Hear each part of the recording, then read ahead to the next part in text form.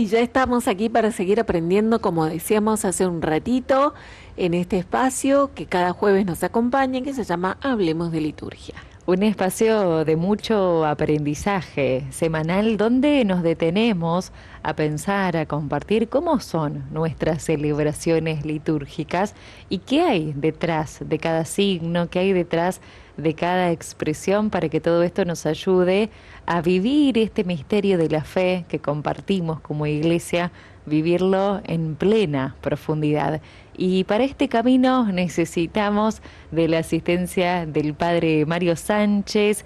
Él nos va iluminando como miembro del CENALI, el Secretariado Nacional de Litúrgica, siendo párroco además en la parroquia de Jesús María, que lleva justamente el nombre de Jesús y María. Con toda esta experiencia nos acompaña el padre Mario, a quien ya saludamos. ¿Cómo estás, padre? Buenas tardes. Buenas tardes, ¿cómo les va a todos ustedes también? Ahí, a todos los que están viendo y siguiendo el programa, la verdad que es una alegría reencontrarnos, ¿no? Para nosotros también, padre, para seguir en este caso con el tema de los espacios, los lugares que habías comenzado. Y Exacto, bueno, exacto. quedaron como siempre preguntas que tienen que ver con el tema, otras que se van despertando a medida que te vamos escuchando, se van Claro. despertando inquietudes, así que como hacemos habitualmente, si te parece, comenzamos con las preguntas. El bloque de preguntas y respuestas. Estamos Buenísimo. así. Sí. Algunas que quedaron pendientes a través del audio. Escuchamos uno de los primeros mensajes. Adelante porque estoy con andador para no molestar a los demás. Aparte ayudo cuando está el diácono a cantar. Yo le digo, yo lo adoro para el Señor. Eh, Preparo los cantos y guío el canto en lo que pueda. Yo tampoco tengo una voz potente, pero para que la gente también me ayude a cantar. A veces no tenemos al diácono que canta, no tenemos coro, así que es para que tengamos cantos en la entrada, para la ofrenda, para la comunión y para la salida, ¿no? Poquita cosa, pero algo hay que hacer. Está bien. Es para el Señor. Ahí está. Sí, sí. La Gracias, verdad que gracias. Ahí se sienta adelante ella, dice, para tal poder cual. llevar adelante con los cantos. Sí, bueno, la verdad que, mira, creo que es muy buena esa percepción, aunque sea inconsciente, intuitiva, pero el coro o los que animan el canto son parte de la celebración. Entonces, gracias a Dios hemos podido incorporarlos a la asamblea también, ¿no? Digo, porque son esos, son animadores del canto. El verdadero coro, como decimos siempre, es la gran asamblea.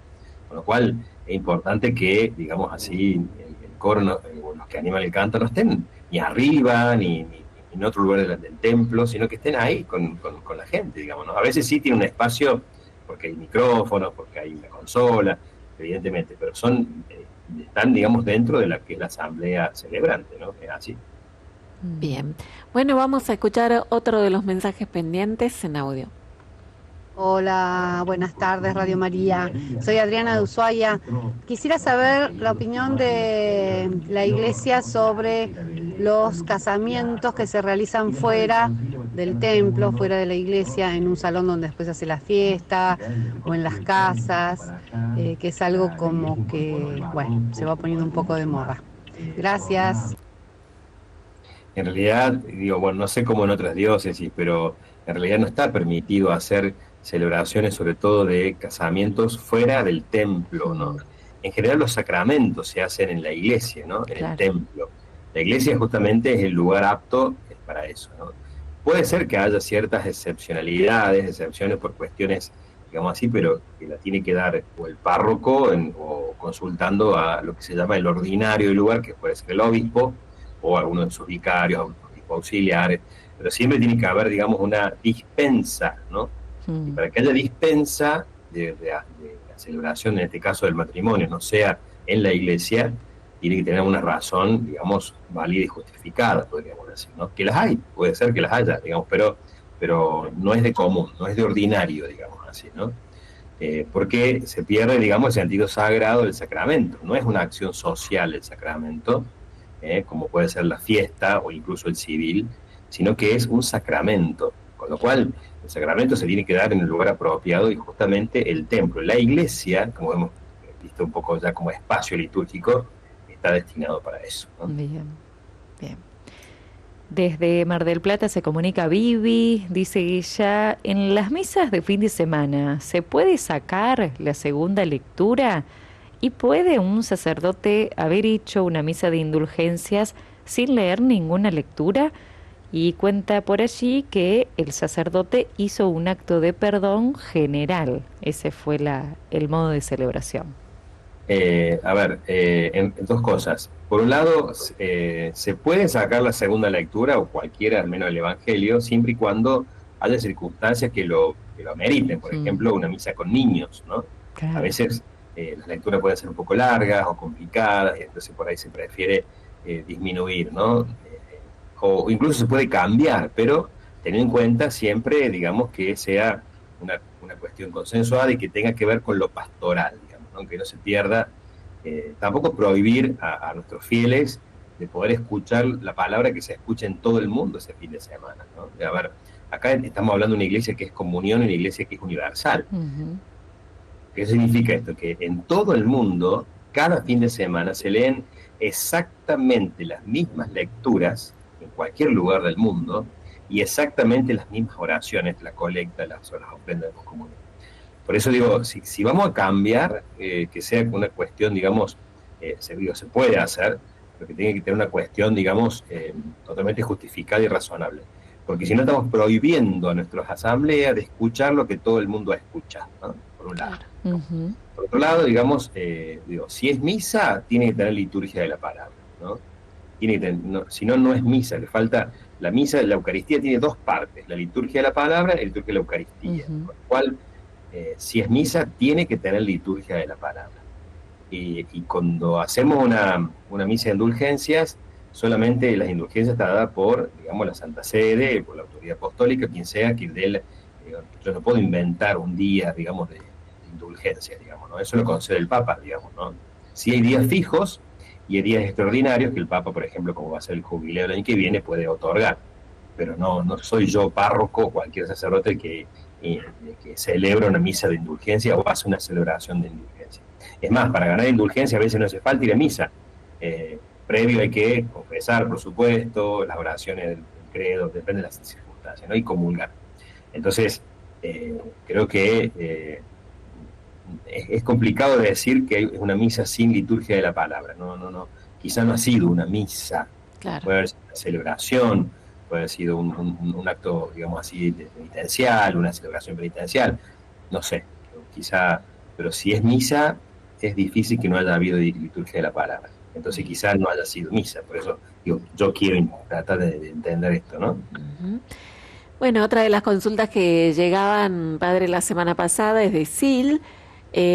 Pregunta, si uno no hizo notar la intención antes de que empiece la misa, ¿es válida pedirla en silencio antes de comenzar la celebración? Totalmente. Y así mismo yo la haya hecho anotar, tiene que estar también la intención de la persona que ha pedido esa intención. A veces uno pide intenciones y no voy a la misa y no digo, a ver, pido misa para que otros recen y no tienen. En realidad yo tengo que poner la intención y estar presente poniendo la intención. Entonces, si estoy presente y puse la intención, aunque no se anotó, vale totalmente. Y si la anoté y no se la nombró, vale totalmente, ¿no? Pero por eso lo que está antes siempre es la intención de la persona que está presente pidiendo esa intención. Claro. La siguiente pregunta, padre, tiene que ver con un tema que ya explicaste la semana pasada también, pero a Marta le había quedado pendiente esta respuesta. Dice, si se participa en el día de 2 misas completas, ¿puedo comulgar las 2 veces? No alcancé a escuchar bien, dice, y le deja su agradecimiento por todo lo que nos enseña. Sí. Si es misa completa, recuerden, decíamos que sí, se puede comulgar hasta 2 veces por día. Lo importante es eso, que la segunda vez sea con misa completa. Yo puedo comulgar la primera vez con celebración de la palabra o con misa y la segunda vez con misa. no puedo la segunda comunión no podría hacerse con celebración de la palabra, digamos, ¿no? Bien. Entonces, puedo comulgar hasta 2 veces, siempre y cuando la segunda vez sea con misa completa. Espero que se entienda eso, porque, bueno, parece como un trabalengua, pero bueno, es así, ¿no? Algún día, padre, podríamos detenernos el porqué de esto, algún otro día. Sí, ¿Eh? sí, tal Bien. cual, tal cual. A ver, evidentemente por ahí los sacerdotes celebramos más de 2 misas, ¿no? Y podríamos decir, yo comulgo 3 o 4 veces por Claro. domingo, digamos, ¿no? Porque hay una dispensa especial, digamos, ¿no? Pero de ordinario siempre son hasta 2. Porque, a ver, quizás rápidamente, simplemente Bien, hay bien. algo. Primero porque la Eucaristía tiene un valor absoluto, digamos, ¿no? Entonces, si yo comulgo una vez al día, eso ya es alimento para mi alma, ¿no? Digo, ya está, digamos, ¿no? Y si por alguna circunstancia tengo que ir participar de otra misa, bueno, obviamente no puedo quedar sin comulgar, digamos, ¿no? No así, digamos, de una celebración de la palabra en la cual yo no celebré el sacrificio, se está comulgando de la comunión traída de otro sacrificio, digamos, de otra misa completa. Con lo cual a eso me refiero, ¿no? Digo, a ver, vale una misa, vale una comunión, eso es suficiente para mi alma en el día, podríamos decir. Y si quiero comulgar de vuelta, tendría que ser con misa completa para por el hecho de haber celebrado el misterio y el sacrificio, no simplemente por comulgar, digamos, ¿no? Claro, bien. Bueno, Marcelo también dejaba su inquietud en torno a este tema de la comunión. Dice, el mandamiento de la Iglesia Católica dice oír misa, no dice comulgar. Si podrías explicar, padre, esto, si es así o no. El término oír misa es un término, digamos, más bien preconciliar, digamos, ¿no? Porque evidentemente antes el precepto era oír misa, ¿por qué? Porque los fieles iban y al no entender el latín, el sacerdote estar de espalda, era otro rito que el que tenemos ahora. Entonces simplemente uno se iba a oír y mientras tanto hacía quizá otra cosa.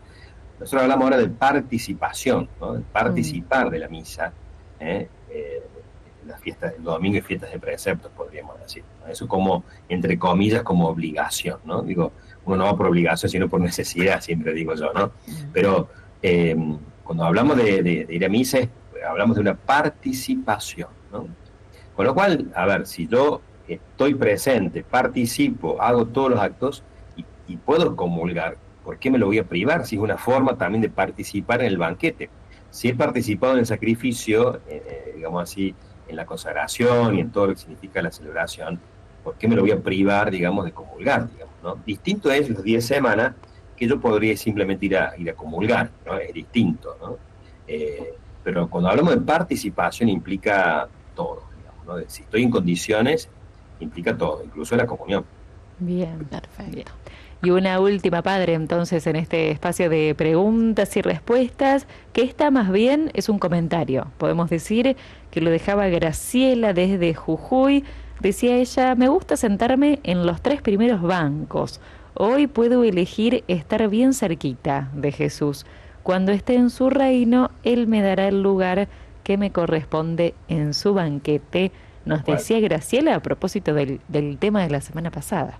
Sí, incluso hace 2 domingos apareció este texto del Evangelio donde los discípulos le pedían a Jesús sentarse uno a su derecha y otro a su izquierda, ¿no? Y Jesús decía claramente, esos lugares son destinados para los cuales han sido reservados. Y uno dice, ¿para quién fue reservado, no? Bueno, al final del Evangelio Jesús dice, yo he venido a dar la vida en rescate por una multitud. Es decir, todos tenemos derecho a estar a la derecha o a la izquierda de Jesús, de Dios, porque Jesús los ha permitido justamente con su salvación. Entonces, y por ahora estamos cerquita del sacrificio, lo más cerquita posible, como quien se sienta a la mesa en la casa de la familia, ¿no? Después estaremos par a par. Así es. Padre, bueno, sobre este tema que Graciela justamente dejaba su comentario, vamos a continuar hoy, si te parece, una brevísima pausa musical para ya después entrar con el tema de los lugares y los espacios que vas a continuar desarrollando, ¿verdad? Perfecto. Muy bien.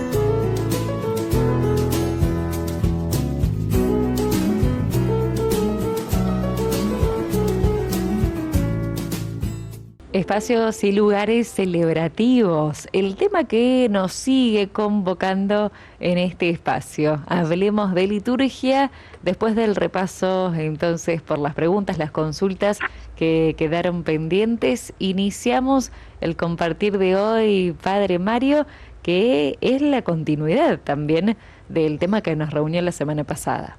Sí, exactamente, porque nos queda todavía allí algunas cositas que son interesantes, me parece, a la hora por ahí de ponernos siempre en la práctica de la celebración. Uno va a misa, va a una celebración de un sacramento, y bueno, y quizá vivimos cosas porque nos enseñaron, porque estamos acostumbrados, pero por ahí ir buscándole el sentido me parece que es lo más lindo para poder profundizar y celebrar cada vez mejor, como siempre decimos, no solamente por el hecho de saber por saber, ¿no?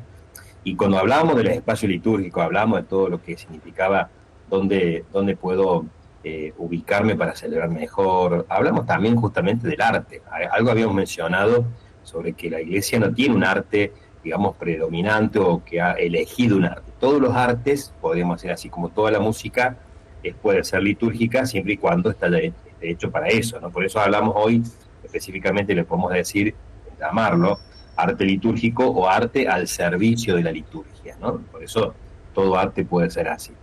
Pero siempre y cuando también tengan, yo siempre digo, a ver, dentro de todas las características, dos características que son, me parece, fundamentales, ¿no? Para que sean realmente litúrgicas, digamos, ¿no? Con lo cual tiene que ver con la estética, ¿eh? o bondad artística, y también la idoneidad o la funcionalidad litúrgica, que sirva para la liturgia. Cuando hablamos de estética, estamos hablando de las obras que verdaderamente facilitan al ser humano, a cada uno de nosotros, el acceso a los niveles poquito así más profundos, podríamos decir, del misterio, ¿no? Dice la Sacrosanctum Concilium, que leo textualmente porque me parece que es interesante, el número 122. La Santa Madre Iglesia ha sido siempre amiga de las bellas artes, ha buscado constantemente su notable ministerio e instruyó a los artistas, sobre todo, para que las cosas destinadas al culto sagrado fueran realmente dignas, elegantes y bellas. A ver, siempre tenemos como esta distinción, digamos, ¿no? Bello, elegante o digno no quiere decir que sea caro, ¿no? No tiene nada que ver con eso, ¿no?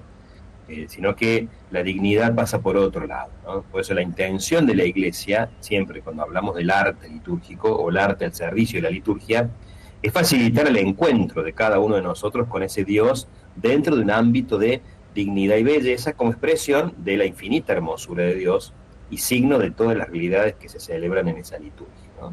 Por eso el arte cristiano en general y el arte litúrgico en concreto han buscado siempre, me parece a mí, el equilibrio entre el misterio y la forma, ¿no? Lo que aparece a nuestro sentido, ¿no? O entre la verdad y la belleza, ¿no? Ese equilibrio que nos ayuda a entender el misterio a través justamente de los sentidos, ¿no? Porque el arte tiene que ayudar a eso. Cuando yo entro a un lugar litúrgico, a mí, para poder vivir el misterio que voy a celebrar, todo lo que me rodea me tiene que ayudar a eso, ¿no? Por eso el arte está al servicio de la liturgia. Y mucho más si se tiene en cuenta que el misterio de Cristo, que es como la imagen de ese Dios invisible, se encuentra con todos los motivos para darnos en el arte la importancia que tiene la liturgia, la presencia de Cristo como misterio, ¿no? En el rostro humano de Jesús, podríamos decir, aparece la gloria de Dios, ¿no? Como señal de que la encarnación ha alcanzado a la materia, transformándola y llenándola de ese espíritu, podríamos decir, capaz de llegar a todos nosotros, ¿no? Y a toda la realidad creada. En este sentido, el arte auténtico significa la transfiguración de toda la creación. El arte ayuda a interpretar, ¿no? Y por eso necesitamos artistas preparados, ¿no? Como de algún modo catequizados, podríamos decir, para que ellos puedan también expresar a través del arte el misterio que queremos celebrar, ¿no? Por eso también hablamos de que ese arte tiene que tener cierta idoneidad o funcionalidad al servicio de la liturgia. Bajo esta expresión de idoneidad justamente se entiende la competencia que tienen los lugares de la celebración y de todos los objetos que entran en esa celebración para servir justamente al fin que tenemos destinado, que es la liturgia como culto a Dios, ¿no? Por eso todos los documentos de la Reforma, toda la Reforma conciliar en el año 63, señalan algunas funciones para este espacio celebrativo, ¿no? Yo señalo acá solamente 3 que me parecen las más importantes a la hora de destinar. A ver, ¿y por qué lo decimos esto en una catequesis sobre la liturgia? Porque uno dice, a ver, yo no soy artista, yo no soy arquitecto, no voy a hacer un templo. A ver, pero a veces nos toca, no sé, quizá preparar un arreglo floral para el altar, o a veces, porque también eso es arte, ¿no? O nos toca adornar o de algún modo como armonizar para una celebración de primeras comuniones, o nos toca decorar, o no sé, para una fiesta, lo que sea. Digo, en eso tenemos que ser artistas, ¿no? Y entonces todo lo que hacemos tiene que ser para que facilite la conexión con el misterio, ¿no? A ver, si ponemos un adorno para las primeras comuniones, si ponemos, no sé, una alfombra para un casamiento, si ponemos un arreglo floral en el altar, tengo que saber por qué lo estoy poniendo, ¿no? Justamente para que ayude a vivir más profundamente el misterio que estamos celebrando. Esto va a evitar, esto que decíamos recién, que la estética no sea realmente bondadosa a la hora de celebrar, y no caigamos en un montón, yo no quiero decir la palabra, pero la uso, chabacanería, en la cual a veces ponemos cualquier cosa con ánimo de adornar o ambientar, y termina siendo más perjudicial que algo que ayude a entrar en el misterio celebrado, ¿no? Por eso decimos que esta expresión de idoneidad tiene como 3 características, ¿no? Cuando hablamos del espacio celebrativo. Por un lado, desde el punto de vista de la comunicación, ¿no? De la comunicación en el interior de la asamblea que estamos celebrando, la arquitectura, todo lo que nos rodea, debe hacer posible esta construcción de la asamblea, es decir, que todos nos podemos reunir como asamblea. Yo siempre cuento la experiencia en este sentido. Me tocó estar en una parroquia hace muchos años, donde la arquitecta había, para poder aprovechar el espacio, en un mismo terreno había hecho 2 niveles de asamblea. Una que estaba en los bancos abajo, donde estaba el altar, podríamos decir, y otro más arriba, donde parecía como una especie de tribuna, que yo le decía la popular, donde había gradas. Bueno, está bien, había aprovechado el espacio para arriba, pero había dividido la asamblea en 2. Claro. Entonces, esto nos ayuda a crear asamblea, cuando la asamblea es comunión, unión de las personas que celebramos, donde podemos hacer todos juntos una participación activa, una percepción clara de la palabra, poder cantar al unísono, vernos, darnos la paz. Digo, todo eso, por ejemplo, se logra cuando el ambiente está totalmente armonizado, en el sentido que están todos juntos, ¿no? No podemos tener 2 asambleas o 3 asambleas, la asamblea es una sola. Y en segundo lugar, también desde el punto de vista de la relación con Dios, los lugares litúrgicos deben tener, estas cualidades. Primero, validez para conjugar la acción y la contemplación. Que también, en la relación con Dios, todo me ayude a este trato, a esta contemplación. Por otro lado, expresividad simbólica y referencia a lo trascendente, ¿no? Una sencilla nobleza, ¿no? Una sencillez, una nobleza, una verdad de los materiales. Uno puede usar un plástico para hacer, por ejemplo, un cáliz, ¿no? Tiene que ser algo noble, ¿no? Un metal, una piedra para el ambón, para el altar. Yo no puedo hacer un altar solamente de ladrillo a la vista, o no puedo hacer un altar, no sé, de un caballete y un tablón. A ver, tiene que tener cierta dignidad, sobre todo como se llama la nobleza de los materiales, por ejemplo, ¿no? Y esto a veces pasa cotidianamente, porque nos toca a veces preparar misas, celebraciones, donde a veces tenemos que poner un altar, podemos tener un atril, tenemos que poner, bueno, y a veces no está adecuado, ¿no?, para la liturgia, porque, a ver, estamos hablando de un misterio que estamos celebrando y que todo nos debe llevar a un acceso al diálogo con Dios, con lo cual tenemos que aprovechar todo lo que tenemos alrededor. Y tercer lugar, en esto de la función del espacio celebrativo, desde el punto de vista de la distribución del espacio, se debe tener en cuenta la ordenación mutua, digamos así, de los distintos lugares en el interior de la iglesia, la jerarquización, también podemos decir, de las imágenes. Pero no puedo mezclar tantas imágenes que la persona, de que la asamblea no sepa a quién mirar específicamente. Tiene que tener un lugar preponderante, digamos así, la imagen de Cristo crucificado, la imagen de María Santísima, si es la patrona, la imagen de los santos. A veces acumulamos una cantidad de santos en un altar, un espacio, un atril, que en definitiva es una mezcla de cosas, por devociones, por lo que sea, pero no hay una jerarquización, podríamos decir así, de las imágenes que nos lleven a una mejor, digamos así, diálogo, gracias al espacio, con ese misterio que estamos celebrando. También una disposición armoniosa, por ejemplo, de la cruz, de los candelabros, de las flores, ¿no? Y de todos los objetos, ¿no? A veces se nos da ponemos, no sé, flores en todo el borde del altar al frente, tapamos la Eucaristía, por ejemplo, ¿no? Entonces todo tiene que tener cierta armonía, una distribución entonces del espacio que me ayude a como una interacción, digamos, con Dios, ¿no?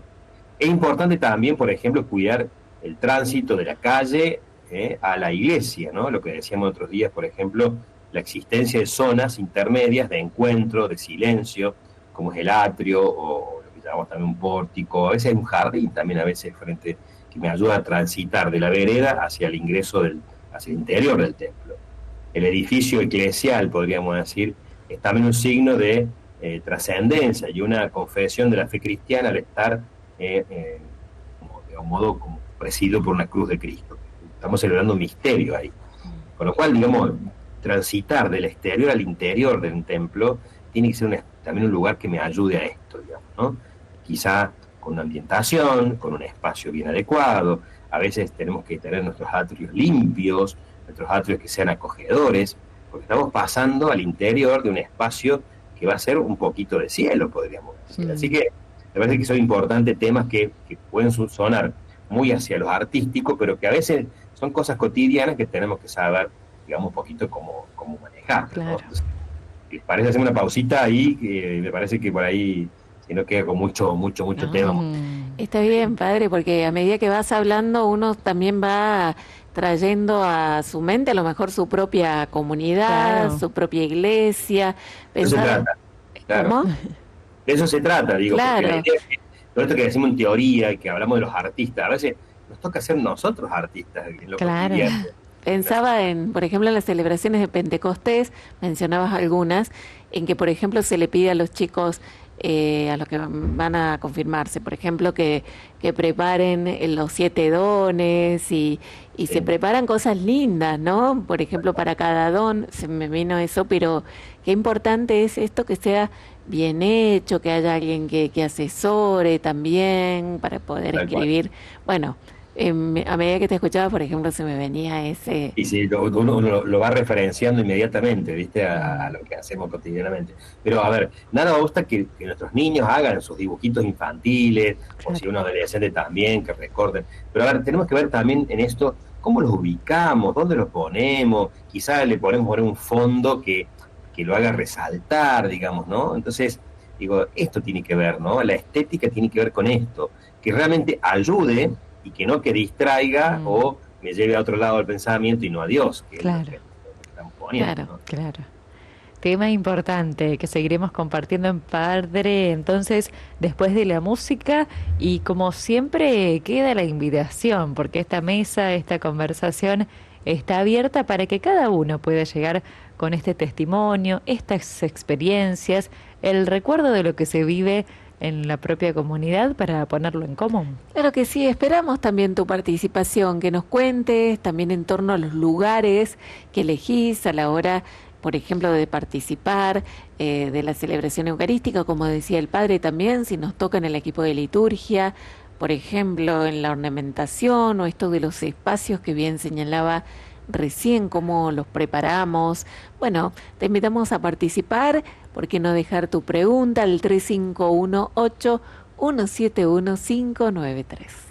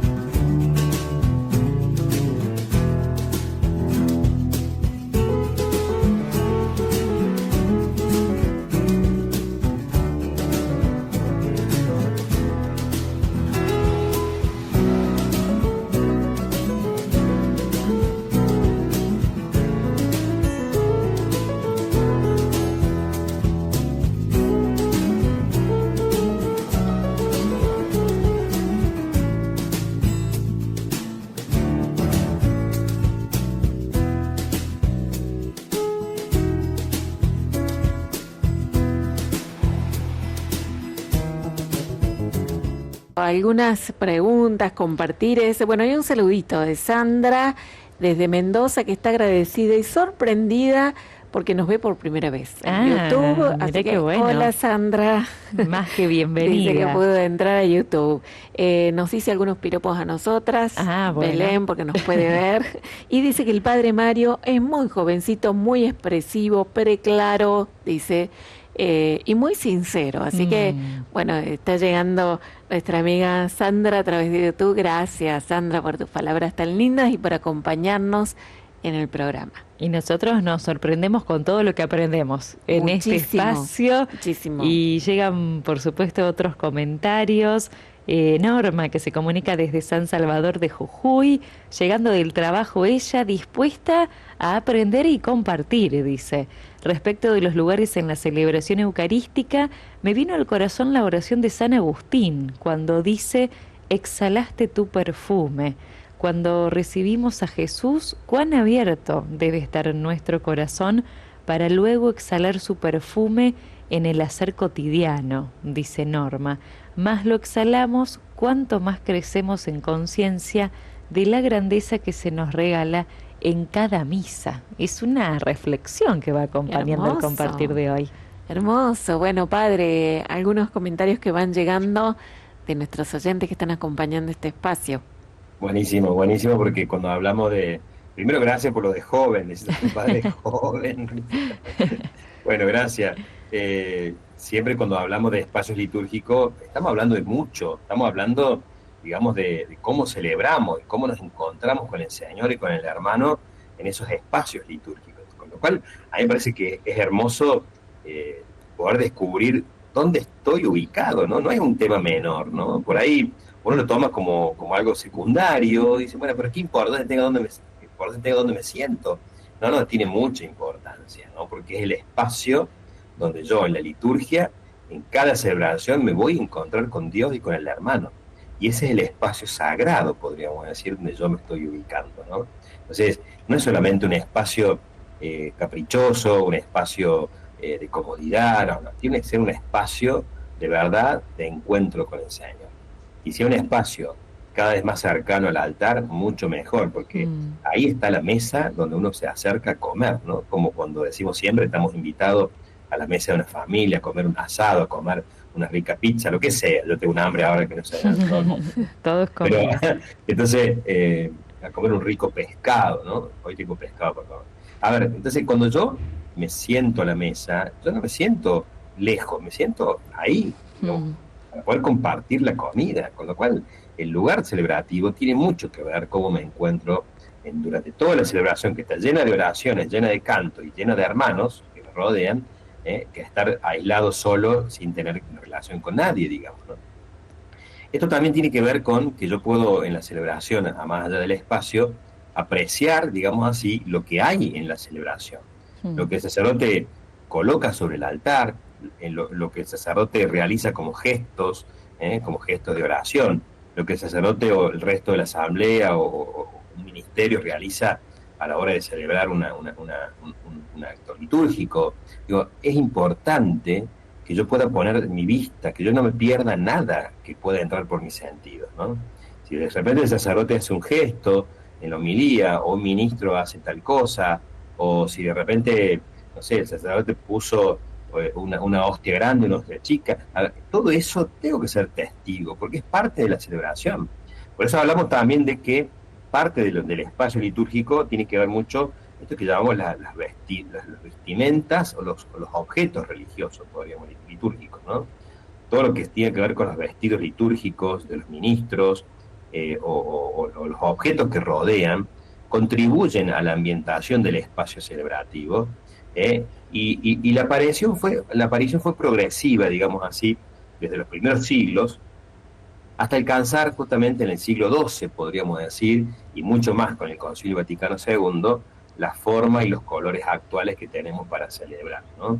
Entre los objetos litúrgicos merece un honor especial aquellos, por ejemplo, vasos sagrados destinados a contener los dones eucarísticos, ¿no? O sea, la patena, el copón, el cáliz, la custodia. Y en eso, a ver, fíjense qué lindo poder observar y descubrir el arte que hay en todas esas cosas. Por más pequeñas que sean, son importantes porque contienen al mismo Cristo, contienen los dones eucarísticos, ¿no? A veces, yo por ejemplo tengo un cáliz de madera y no sé si muchos los que se sientan al fondo observan que mi cáliz está rodeado digamos, de uvas, ¿no? Está rodeado de racimos de uvas con sus hojitas, por ejemplo. Claro. A lo mejor yo no lo mostré, pero el que está adelante lo alcanza a ver. Digo, a ver, no es que esto sea un modelo a seguir, pero a veces todas estas cosas bien hechas me ayudan a celebrar mejor, ¿no? O la patena de abajo tiene la madera y tiene todas espiguitas de trigo. Digo, yo siempre cuento esto, ¿no? Eso lo talló cuando yo me ordené un tío mío con un pedazo de algarrobo que está al frente de la casa de mi familia. Entonces, y por supuesto tiene adentro el cáliz algo que es digno, como puede ser un vaso que es de metal, que está bañado en plata, justamente porque la sangre no puede estar en la madera, ¿no? Porque se puede absorber por la madera. Tampoco puede estar en la cerámica, porque también puede ser susceptible de ser absorbida. Entonces tiene que tener cierta dignidad todo lo que son los vasos litúrgicos, ¿no? Que no se impregnen en el material que están conteniendo esos dones sagrados, ¿no? La liturgia actual, siempre decimos la liturgia romana, mantiene siempre la colocación de la cruz y los candelebros en torno al altar. A veces puede estar, si no hay otra solución, sobre el altar. Lo ideal sería que estén a los costados del altar, ¿no? Y también, digo, todo lo que tenga que ver con los objetos sagrados tiene que ver con lo esencial. No es esencial un paño que cubra el cáliz, son elementos de adorno, ¿no? Creo que, aunque todos son objetos litúrgicos, son elementos decorativos, ¿no? Por ejemplo, las flores, los paños que cubren un copón, no sé, lo que adornamos cotidianamente o para tiempos especiales, ¿no? Es todo litúrgico, pero son elementos de adorno, ¿no? Que tienen que ver con la simbología. Elementos esenciales, lo que estamos hablando, es un vaso sagrado, un copón, una patena que contienen los dones eucarísticos, ¿no? Por eso, dentro de los elementos también que son necesarios para la celebración, está también en esto del arte, el órgano, la campana, la guitarra, ¿no? Aquellos elementos que me ayuden también desde el arte a celebrar mejor. Y un último tema que tiene que ver con el tema de las imágenes. Y acá siempre hay un tema, digamos así, no sé si es el polémico, pero que tiene que ser profundizado, porque tiene que ver también con el ambiente celebrativo, ¿no? Las imágenes no solamente son objetos litúrgicos vinculados al lugar de la celebración, sino que algunas están integradas a la misma acción litúrgica, como ocurre, por ejemplo, decíamos recién, con la cruz en la liturgia, y con los íconos, por ejemplo, en la liturgia oriental. En la liturgia romana, la cruz que tiene que estar siempre presidiendo el sacrificio. Puede estar detrás del altar, puede estar sobre el altar, puede estar al borde del altar cuando es una cruz que tiene, como si fuera procesional, una cruz con mango largo. Digo, la cruz siempre tiene que presidir el sacrificio, porque es ese el sacrificio que estamos celebrando. Lo cual la imagen, digamos, del Cristo crucificado no es menor, ¿no? No tiene que darnos lo mismo ponerla en tal o en cual lugar. Tiene que estar visiblemente expuesta a los fieles. Así dice justamente el ceremonial de obispos y todo lo que es la liturgia, digamos, en el misal, ¿no? Todo lo que es la prenotanda, la instrucción general del misal romano. Habla de la cruz visible a la asamblea, ¿no? Tiene que estar bien visible. Por eso también la exposición de otras imágenes, las imágenes que de algún modo colocamos en nuestras iglesias, también tienen que tener como esta cierta distinción. Esto apoyado también en lo que es el Concilio II de Nicea, fíjense, año 787, ¿no? Y el Concilio Vaticano II, que después lo vuelve a reafirmar. Establece la distinción en lo que son imágenes para venerar y lo que son imágenes para adorar, que no es lo mismo, ¿no? Porque en esto, si no, entramos en una, podríamos decir así, en una confrontación bastante repetida con otras iglesias cristianas que nos critican a los católicos justamente porque nosotros, dice, adoramos imágenes. Y no es así. Me parece que hay ciertas actitudes, ciertas personas que pueden llevar a la confusión. Claro. Es decir, si yo me arrodillo ante la imagen de una virgen o de un santo, estoy cometiendo un error. yo ante la imagen de la Virgen, de los santos, no me tengo que arrodillar, porque esas imágenes las veneramos, no las adoramos. Recordemos que siempre la genuflexión o ponerse de rodillas es un signo de adoración. Y está muy claro esto, ¿no? En la Biblia es verdad que cuando Dios lo instruye a Moisés, ¿no?, de cómo debe ser el culto, le dice, no te harás imagen de Dios alguno. Pues digo, no podemos hacernos imágenes de Dios. Las imágenes que adoramos solamente es la cruz, por ejemplo, como signo del amor de Dios y presencia salvadora, el Viernes Santo, y la Eucaristía sobre todas las cosas, ¿no? La imagen, que no es imagen, sino es signo, y es presencia real de Cristo, digamos, ahí que lo salva. Las demás imágenes, ya sea de la Virgen, ya sea de los santos, las veneramos, que es muy distinto. Y yo siempre digo, a ver, es como cuando yo tengo, no sé, tengo un pariente, una madre, un padre fallecido, y tengo la foto, que a mí, digamos, mirarla, de algún modo me ayuda a recordar esa persona que tanto amé. Entonces, también pasa con los santos. Yo mirar una imagen me ayuda a tener esa conexión con quienes yo le estoy rezando, ¿no? Pero evitemos ese arrodillarnos, podríamos decir, ante las imágenes de santos y vírgenes, porque en realidad no es así, ¿no? Nos confundimos y por ahí podemos cometer un error y confundir a otras personas, incluso provocar ciertas críticas, como ha pasado muchas veces entre los hermanos cristianos, ¿no? Por eso la representación, digamos así, de Cristo en forma humana, es reconocer de que el Verbo se hizo carne, por eso lo representamos como imagen, ¿no?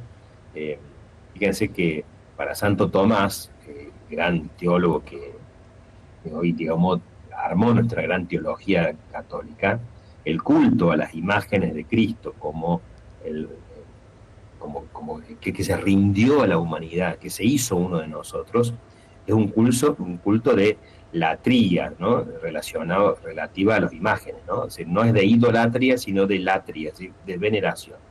El culto a la Virgen y a los santos, digamos así, las imágenes, también, o las reliquias, podríamos decir, es un culto de dulía, o sea, de veneración desde el punto de vista más humano, podríamos decir. Entonces, una cosa es la adoración, otra cosa es la latría y otra cosa es la dulía, ¿no? Son distintas formas de acercarnos a lo que son nuestras imágenes, o objetos, digamos así, de imágenes, o reliquias dentro de nuestro espacio litúrgico, ¿no?